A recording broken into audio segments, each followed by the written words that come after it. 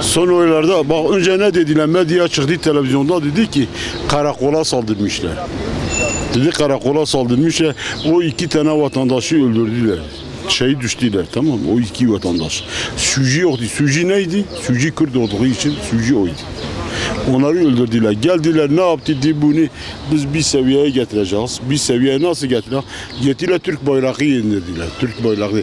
Etmiş adam olmasa o Türk bayrağı hayatta kimse indiremez.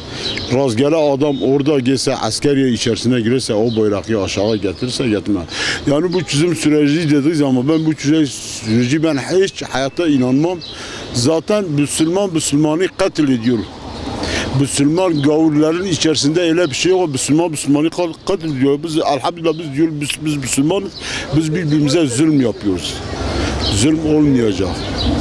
Olmayacak. Bu çözüm süreci ne içindir? Diyor ki tamam 2 senedir hiçbir adım yok. Girileme oluyor, öldürülme oluyor, ilerleme yoktur.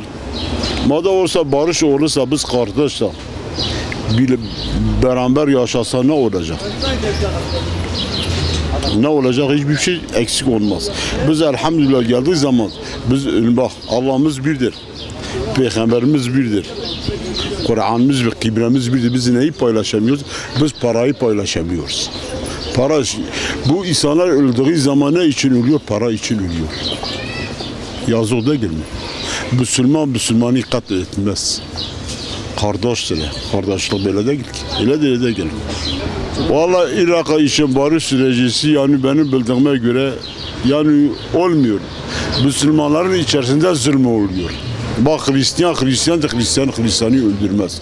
Bak o gün televizyonda gördüm bilmem kaç tane insan böyle sırayı dizmiş kurşuna ya bunlar suci nedir ya?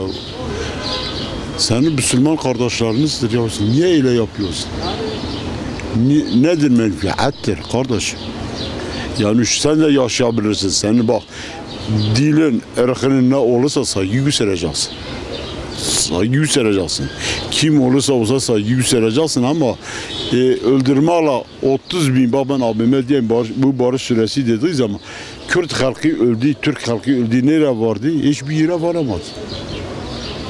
varamadı. Yeterdir yani. Analar, babaların yüreği yanmasın. Biz hepimiz diyoruz Müslümanız. Müslüman olduğu zaman biz hepimiz önümüzü kıbleye verir. Müslümanlık budur.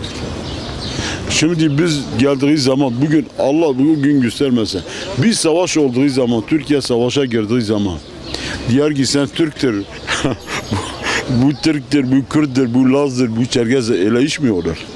Sen geç Çanakkale'de yatan insanlar 2 kişi yatmışsa bir tane Hasan Büyük Hüseyin, bir tane Kürtmüş, bir tane Türkmüş. Yan yanadır. Nedir? Menfaat için kardeşi birbirine bırakıyor.